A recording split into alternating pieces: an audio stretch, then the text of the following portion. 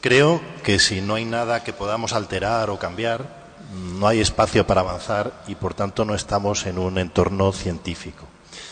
Aquello que llamamos ciencia se diferencia de los antiguos mitos no porque sea distinto de un mito, sino porque intrínsecamente es crítica y dinámica. Estamos hablando de un espacio en el que yo creo que se ha distinguido y donde debemos situar la figura de la persona que quiero presentar ahora mismo. Él es miembro de una nueva generación de arqueólogos españoles y un buen amigo no es la persona idónea para presentar a otro, pero sí que creo, como detalle único para entender la personalidad de Javier, es que a veces hay personas que cambian las cosas, que provocan cambios que no se esperaban y transforman cosas que estaban previstas que sucedieran de una manera distinta. Yo no te robo tiempo ni a estos señores, y que disfruten de tu inteligencia y de tu pasión. Benignas. Adelante. Bueno, muchas gracias, José María. Como se nota, es buen amigo. Bueno, muchas gracias a todos y a todas, especialmente a Jesús Calero, por traer un arqueólogo a unas jornadas que son de arqueología y de historia, porque la arqueología en la facultad nos enseñaron que era una fuente de la historia, además una importante. Y bueno, precisamente al hablar, como dice el título de la conferencia, de época moderna, del reto de dar a luz nuestra historia sumergida en la época moderna, de los descubridores a Trafalgar, que bueno, que me ha servido fantásticamente bien pues que nuestro anterior ponente pueda hacernos ese discurso en el cual nos hemos hecho un dibujo de lo que fue España en época moderna, que fue prácticamente una de las principales potencias navales de la historia. Pues esa historia está reflejada en una huella marina, ¿no? Y la arqueología tiene mucho que decir. Yo, en este sentido, también quería hacer un alegato antes de empezar, precisamente por esa arqueología, porque hemos tenido esta mañana a un escritor de renombre como es Arturo Pérez Reverte, que conoce bien la historia, que es una apasionada de historia y de este país, que junto con el Museo Naval, pues de alguna manera queremos divulgar lo que es esa historia marítima de esta época, que en buena parte es desconocida, pero donde la arqueología tiene mucho que decir, como ahora veremos, y donde, como ha dicho anteriormente José María, le estoy muy agradecido, pues hay una generación de arqueólogos que durante muchos años han trabajado, y antes no se dio en la ponencia, en pecios de época clásica especialmente, y está por aquí con Xavier Nieto, que durante tantos años han hecho pues un sinfín de excavaciones importantes para explicarnos las raíces históricas de nuestras culturas en época especialmente antigua, y que bueno, que quería recordar que son el futuro de este país, es decir, y son importantes porque precisamente la arqueología, si bien Reverte ha hecho una pequeña discurso en el cual hablaba de los escasos medios que hay, muchos de estos arqueólogos que están especializados, que han dado toda su vida por esta disciplina que es complicada, compleja, bueno, pues en algunos casos tienen mucho trabajo que hacer en el futuro, y en algunos casos en el pasado se han encontrado con que no tenían que desarrollar ese talento que tienen y que es propio de España, ¿no? Yo creo que todos estos arqueólogos, y que antes os he podido ver así rápidamente, como es a Juan Pinedo, a Kiko Bañuelos, a Carlos León, a Carlos de Juan, a Flor Trejo, y disculpadme si me equivoco cuando no nombre alguno más porque no he podido ver, son mis compañeros y ante todo son mis maestros, porque aprendemos mucho en una generación donde tenemos mucho que decir de muchos yacimientos que se aprende precisamente, como decía el poeta, caminando. Dicho esto, este alegato a la arqueología, que es fundamental para este país y sobre todo para explicar una historia, como ahora veremos, que desgraciadamente ha estado poco investigada por la arqueología por diferentes cuestiones, pero que sin lugar a dudas toca, es decir, sin lugar a dudas toca porque fue una gran cultura, una gran talasocracia que dominó el mundo, pero no solamente eso, sino que, como bien dijo en su momento la Real Academia de Historia, como bien nos ha recordado hace unos momentos, bueno, pues el anterior ponente, es el primer fenómeno global de la historia del mundo, donde, como bien sabemos, el sol no se ponía, ¿no? Yo también quiero decir, antes de empezar, la importancia que tienen nuestros archivos históricos para esto. Es una memoria histórica viva,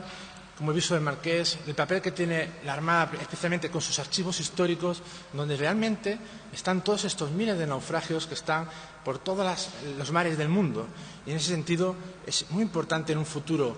para sumar y para, de alguna manera, trabajar en equipo, contar con esa excelente memoria viva que son todos los archivos históricos, tanto viso del Marqués como Simancas, que tiene la Armada y que tienen esos archivos históricos españoles.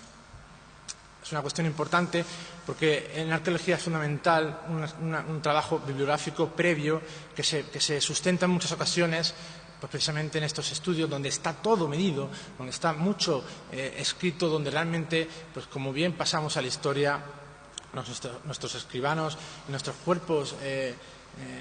bibliotecarios y de gente que trabajaba con esta documentación dejaba bien claro todas las cargas que iban por el mundo conocido. Aquí podríamos hablar perfectamente de todas las instituciones que como Estado, España, y que bien nos ha dicho anteriormente nuestro ponente, pues estableció para precisamente hacer lo que hacía, hacer un imperio, ¿no? Aquí hemos traído, para hacernos una idea, Portugal. Jesús Calero lo comentaba antes. Portugal en el siglo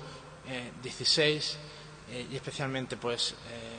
esos principios de 1500 a 1585 fue muy importante, dominó también buena parte del mundo y fueron nuestros compañeros para la hora de dibujar todas las costas que se conocían en el mundo. Aquí he traído un poquitín las fronteras, los bordes, muchas de las expediciones que nuestros marinos pues realizaron durante esta época y que descubrían el mundo y que tengo que recordar, porque en este primer tramo al hacer el análisis de esta época moderna, tenemos todos estos descubridores que en muchos casos, muchos de sus naufragios están pendientes por descubrir. No podemos decir Magallanes o Elcano, de los cuales pues tuvieron la fortuna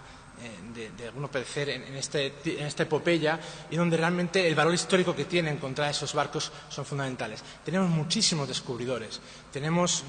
pues ya ves tú, podríamos hablar desde ese Urdaneta que pacifica el Pacífico o que da nombre a océanos y pasando por todos los descubridores que son listas interminables que nos llevan desde ese Caribe, desde esa Centroamérica, desde esa Sudamérica, desde ese paso a Manila, desde ese descubrimiento en el siglo XVI de ese Pacífico, de esa Micronesia de la cual los ingleses con Cook 2 siglos después se apropiarán, ¿no? Es decir, tenemos realmente un listado de descubridores, muchos de los pecios están en esos traicioneros cabos, en esas aguas que por primera vez en la historia pues surcaban y que durante tantos años, eso es importante, pues el Instituto de Cultura Naval del Museo Naval pues nos han dicho y nos han expuesto en ponencias todas estas epopeyas. Esa documentación histórica está ahí. Hablaba antes nuestro ponente de Sevilla, esa Sevilla de 1600 que era Lonfalos, el ombligo del mundo, junto con Lisboa. Yo quiero recordarlo. He querido traer aquí rápidamente a Américo Vespuccio, a Cristóbal Colón, cómo dibuja el mundo cuando se está en su ostracismo en Valladolid, después de que caiga en desgracia, a pesar de haber conquistado las Américas. Planos, portulanos, la suma de geografía, nuestros grandes maestros y mareantes que fundan y que trabajan en la Casa de Contratación de Sevilla, donde realmente se fundan instituciones que para conquistar, o más que conquistar, para descubrir ese mundo, pues realizan de alguna manera proverbial un sistema para evitar que otros tuviesen ese conocimiento. Entonces no tenemos que recordar que era geoestrategia para conocer nuevos territorios que hace que se repita la historia, como hacían perfectamente los colonizadores griegos en el Mediterráneo, en la época antigua, cuando iban buscando nuevas tierras por causas demográficas o especialmente por causas pues, de materias primas. Que se lo digan a los extremeños que buena parte de las Américas dibujaron precisamente para buscar fortuna y para buscar nuevas perspectivas. Hay que traer estos dibujos también de Américo Vespuccio sobre todo lo que significaba un nuevo continente que era por explorar y que de alguna manera pues dibuja ese horizonte que con anterioridad nos ha comentado especialmente el anterior ponente.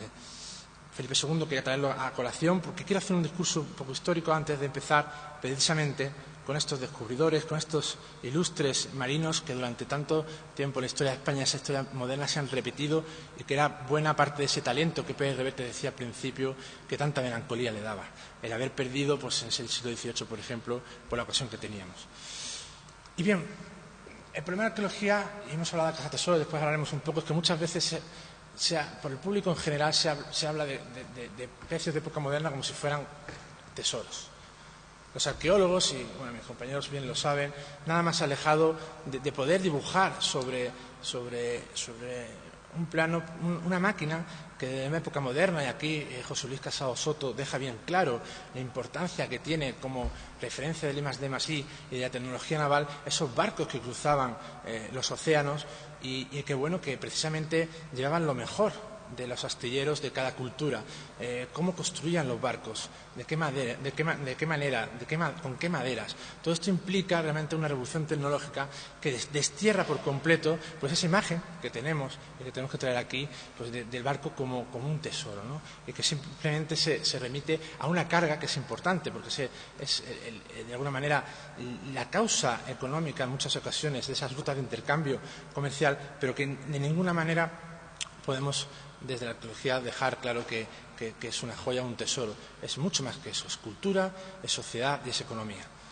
Y digo esto porque en muchas ocasiones, ya analizaremos por qué, durante mucho tiempo, debido al exotismo en ocasiones de la prensa, debido a que,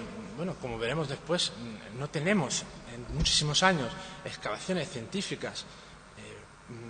en el mundo de barcos españoles, pues lo único que teníamos era esta imagen, era la de Mel Fisher, que todos conoceréis con Nuestra Señora de Atocha y el Margarita, que realmente, pues mira, me ha tocado la lotería. Es el gran sueño americano, este señor, que realmente lo que hacía era ensuciar y destruir nuestro patrimonio histórico, que como bien dice Belén Martínez, desde hace muchos años a la hora de trabajar sobre el patrimonio, es un bien totalmente en peligro, pero sobre todo no es numeroso, a pesar de haber muchísimos barcos, pero sobre todo no es inagotable. Es decir, de alguna manera todo el daño que han hecho los cazatesoros implica precisamente que es una laguna, un espacio que muchas veces ellos mismos han dicho que se le ha dado porque nadie interviene en esos pecios durante mucho tiempo. Y ¿y por qué decimos esto? Porque también hay un entramado histórico importante en época moderna, que se ha dado en esta mesa, para explicar, y que la arqueología tiene muchísimo que decir aquí también, a la hora de establecer el imperio, una nación, un Estado. Es decir, en época moderna surgen los Estados como tal. Y eso es una cuestión importantísima, porque en muchas ocasiones las talasocracias, y esto lo decía Walter Raleigh, uno de los principales marinos ingleses, que dejó bien claro que quien domina la mar domina el comercio, y quien domina el comercio domina el mundo. Y de alguna manera las grandes potencias hegemónicas del mundo pues han tenido a los barcos como una de sus máximas expresiones. Y bien, aquí tenemos voy a traer al Mary Rose, es decir, un barco que Inglaterra sí se preocupó en su momento por estudiar en los años en los cuales, en 1971, donde tenemos que decir que también la disciplina de la arqueología submarina, debido prácticamente desde la segunda mitad del siglo XX, especialmente con Gianfrotte y con toda la gente que después van a trabajar, todavía estaba andando, ¿no?, en muchas cuestiones, y donde muchas metodologías se podrían discutir o no en relación especialmente al tratamiento de maderas y demás. Pero ellos en su época se preocupan por el Mary Rose de una manera especial. Aquí está cuando hacen un proyecto de Estado para poder saber cómo estaba el barco de Enrique VIII. Es decir, el barco que realmente era el barco capitán cuando los franceses invadieron Inglaterra y que se hundió en la batalla en 1545, pues como en muchas otras ocasiones, de manera totalmente casual. De manera totalmente casual, porque los barcos, y es sorprendente, y sobre todo cuando se estudia, por ejemplo, ahora lo veremos, la Armada Invencible, donde en todos los legajos te hablan sobre cuando naufragan, pues la enorme fragilidad que tienen en ocasiones con mala mar, ¿no? Y dependiendo sobre todo de cómo eran las flotas pertenecientes al Mediterráneo. Pero en esta ocasión fue un golpe de viento en mitad de la batalla, cuando una de las troneras se le cerró, y lo que hizo que el navío totalmente bambolease y fuera al fondo del mar. Ellos lo rescatan, y precisamente el año pasado, en Jesús creo que hiciste una cobertura del tema bastante amplia, el Mary Rose reproduce y expone buena parte de esas 20.000 piezas que de alguna manera fueron rescatadas del pecio.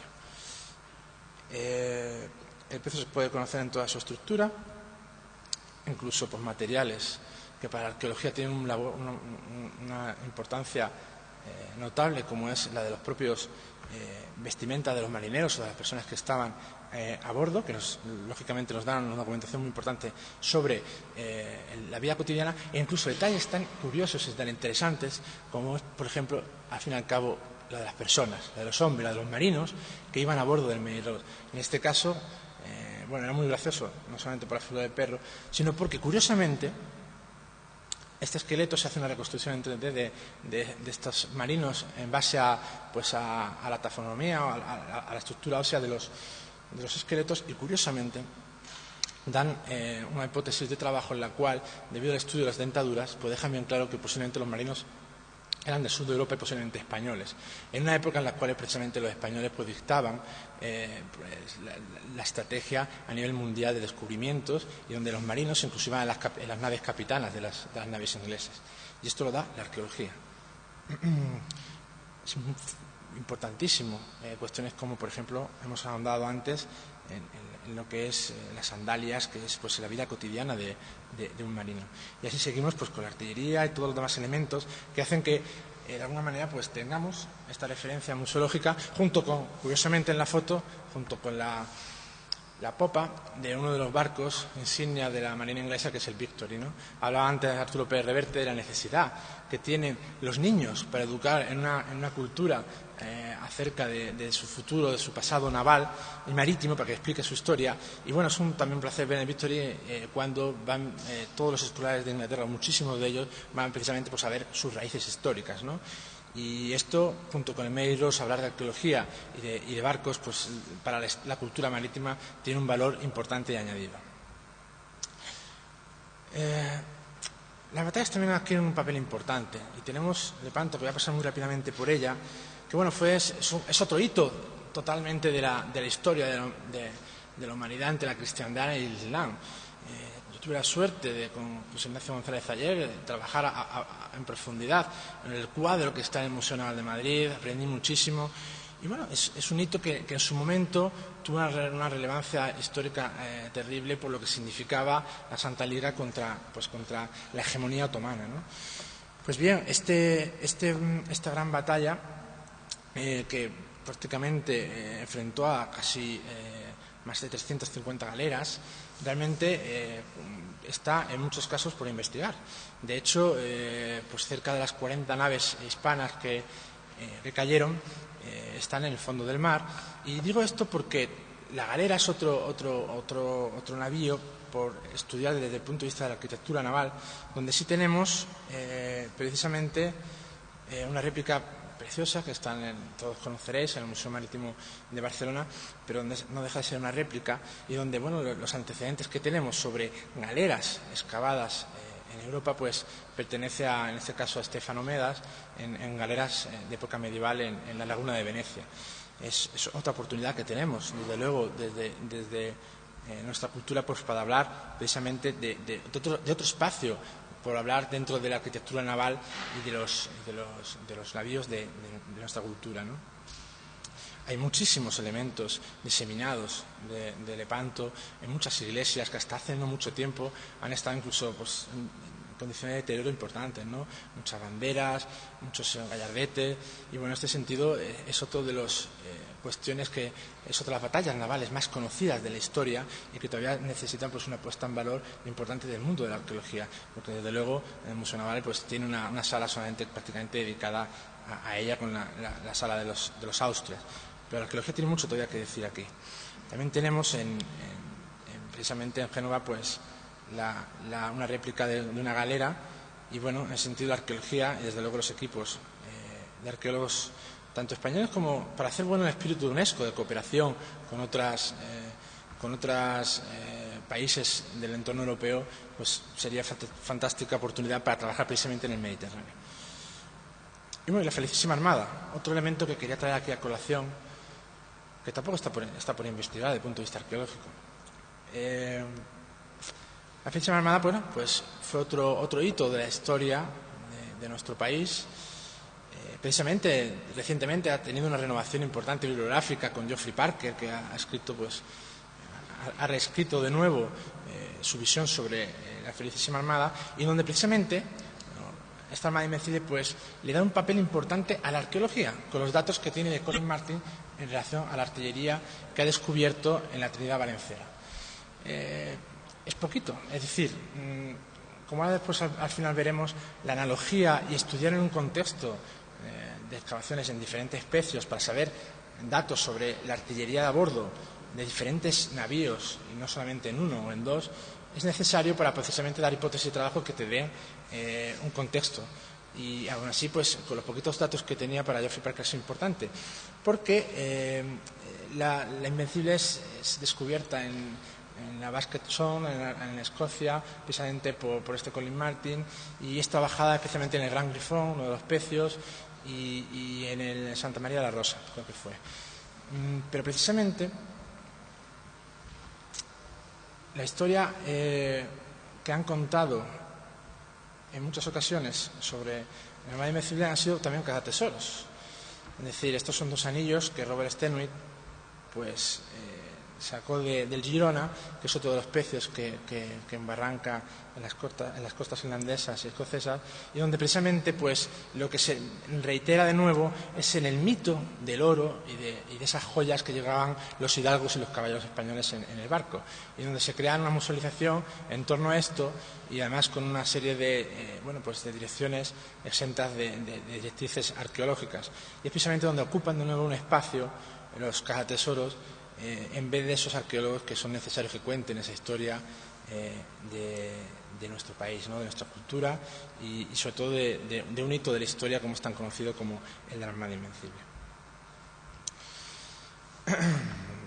También quería traer a colación, porque mañana con Joan Romby vamos a poder ver el tema del pecio del Mars, y sobre todo cómo la importancia que adquiere estudiar varios pecios en su conjunto. En este caso, varios pecios que son capitanes, varias naves que son capitanes del mar Báltico, en el cual de alguna manera deja bien reflejado el poderío naval sueco, que es otro imperio creciente, especialmente en el siglo XVII, y donde de alguna manera necesitan ser excavados, pero no solamente uno, sino en su conjunto, para dar determinadas, pues precisamente hipótesis de trabajo para que nos expliquen el estado y el surgimiento de su nación y el papel que tenían estos barcos en su marina. Yo creo que de alguna manera mañana nos ilustrará muchísimo mejor sobre esta cuestión, pero aquí también tenemos a colación uno de los pecios que esta mañana precisamente Arturo Pérez Reverte pues dijo que, comentaba, pues que es una referencia en el mundo sobre la cuestión marítima. Desde luego es el museo marítimo más visitado del mundo, y bueno, en ese sentido pues tiene una mención especial para aquellos que realmente la historia marítima adquiere un papel importante, ¿no? Para Suecia también lo es básico para poder explicar su nación, su historia, y de hecho pues lo tiene como principal elemento de referencia de su cultura, uno de ellos. Aquí he traído pues precisamente para hablar de arqueología un poquito, para que pues puedan ver que en las aguas un poco frías y del Báltico, pues los materiales arqueológicos y orgánicos que bien se mantienen para poder explicar después, desde esa maravillosa disciplina que es la arqueología, pues los restos del mismo. Sobre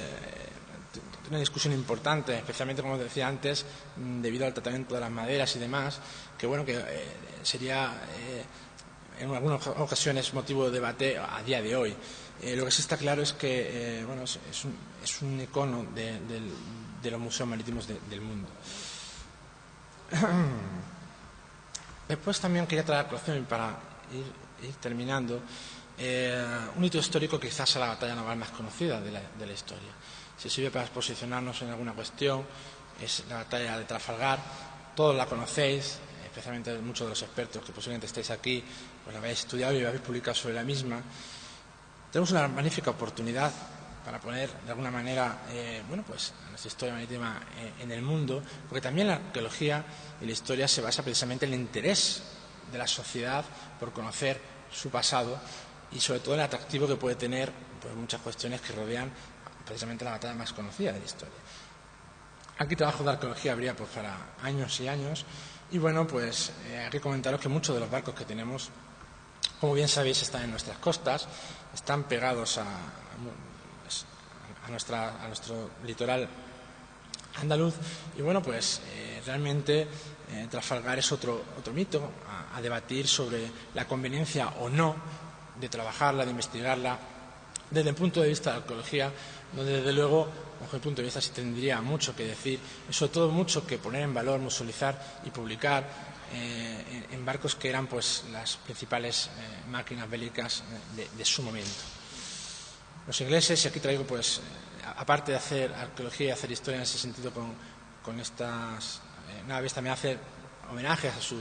a su pasado, y ahí, bueno, pues si no conocíais, ahí está la bodega en la cual pues donde murió Nelson, pues le hacen su pequeño homenaje, pues para que, bueno, pues para que todos esos escolares, esas personas que visitan el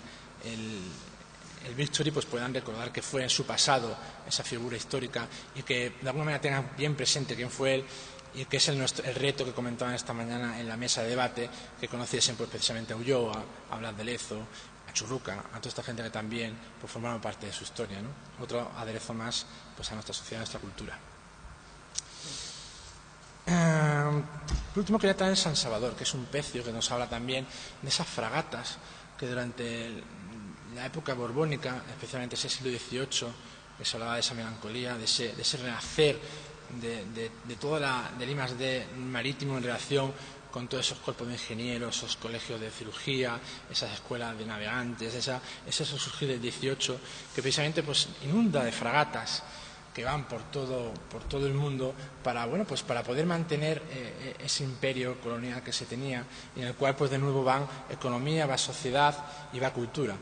De nuevo nos encontramos con elementos arqueológicos de primer interés, como son esos elementos orgánicos que son las bolsas, que son los uniformes, que todavía quedan en muchas ocasiones pues protegidos por esas capas de sedimentos debajo del mar, y que, bueno, que dan a luz pues precisamente a conocer historias como la del regimiento de Albuera, que precisamente en la rebelión de Uruguay pues iba allí para poder sofocarlo, y donde se encontró pues de nuevo con otro naufragio repentino, y donde pues tenemos otra de esas múltiples y plurales historias de naufragios de nuestras fragatas por todos los mares del mundo, ¿no? Iba a terminar ahí la ponencia, como dije en el título, pero no, quería también traer a colación precisamente por ese olvido de la mar, y posiblemente por muchos de los que estéis aquí, que seáis amantes de la mar y de su cultura, cómo no solamente se hunden los barcos en las mares, sino en muchas ocasiones se hunden en los despachos, se hunden en los puertos, como le ocurrió a Peral. Una de esas grandes injusticias que, bueno, pues hizo que una mente brillante, pues precisamente de españoles, de nuestro más talento, que es crear un arma como era el arma submarina, y que relegaron al completo olvido cuando precisamente era una de las, bueno, pues de los ingenios posiblemente más interesantes para una armada de guerra, ¿no? Y es curioso porque sufrió mucho. A mí, cuando conocí a Diego Quevedo, me contó toda su historia sobre el submarino Peral, pues me quedé sorprendidísimo de la incuria, del olvido que tuvo este genio, precisamente por algo pues muy, muy español y muy latino, que es ese cainismo, y sobre todo ese olvido y ese desprecio por parte del ministro de Guerra hacia el talento, y donde se hundió ese submarino no en el mar sino en los despachos, precisamente por la burocracia y por el odio y la venganza, ¿no? Y bueno, también traer el desastre de Cuba, el almirante Cervera, que también está por investigar. Muchos podemos decir, si eso es muy reciente. En la carrera, cuando estudiamos, los de prehistoria decían, bueno, pero si los romanos son muy modernos. Y después decían los romanos, no, los medievales eso no es nada. Y los medievalistas decían, no, los de época moderna eso es de ayer. Bueno, en su tiempo tendrá su importancia, y sobre todo quería traer a colación que tenemos toda esos barcos allí totalmente abandonados, expoliados en muchas ocasiones, y sobre todo quería traer a colación esta imagen que todos podemos pensar que fue de los barcos que salieron apresuradamente de Cuba, pero que no es así. Esta es la rada Scapa Flow en la Primera Guerra Mundial, que precisamente ahora la UNESCO pues establece su centenario, y donde precisamente también es un objeto de estudio arqueológico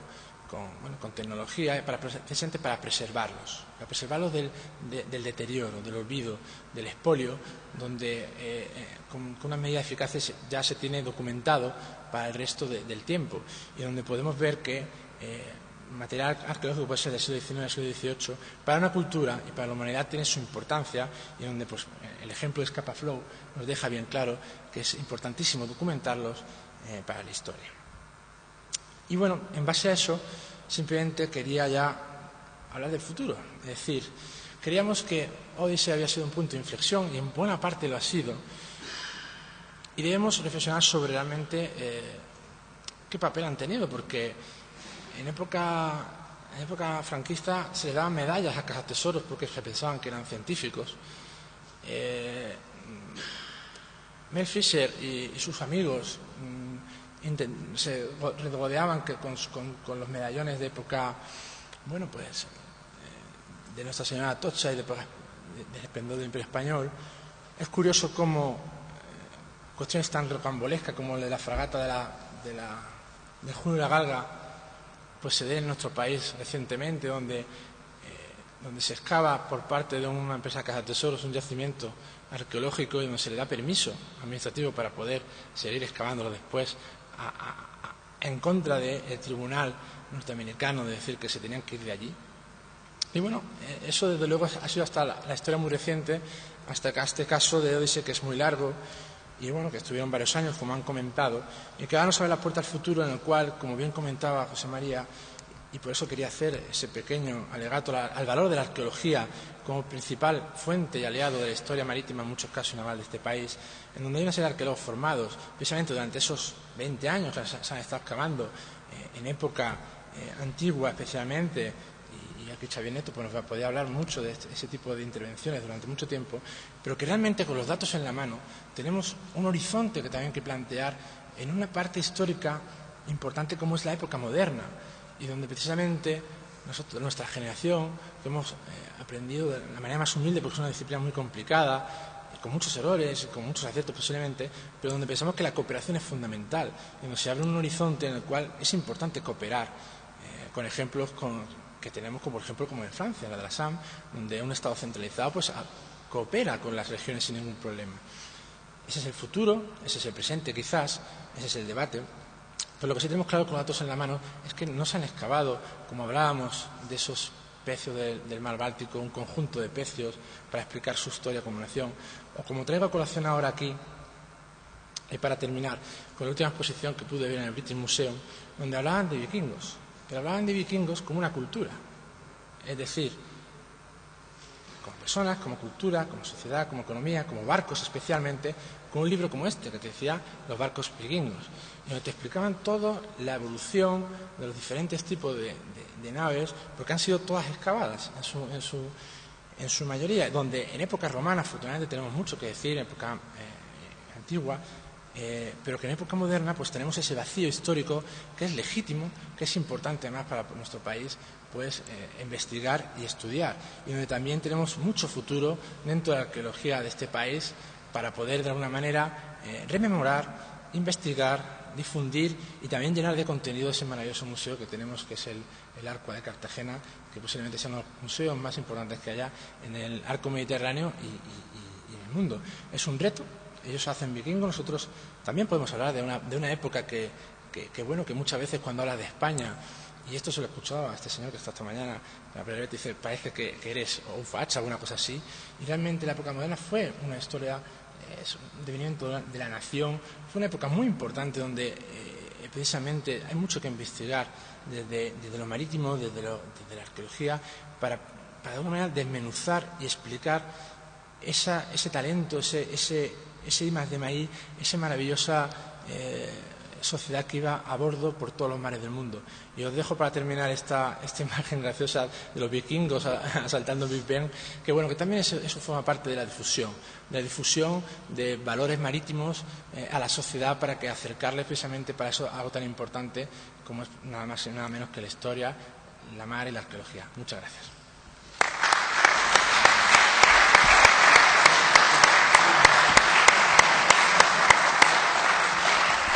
Muchas gracias, Javier. Yo creo que has lanzado un guante generacional y que si somos una cultura, somos una civilización, como decía antes Manuel, y un país con proyectos porque somos una comunidad de propósitos. Y yo creo que en este ámbito de la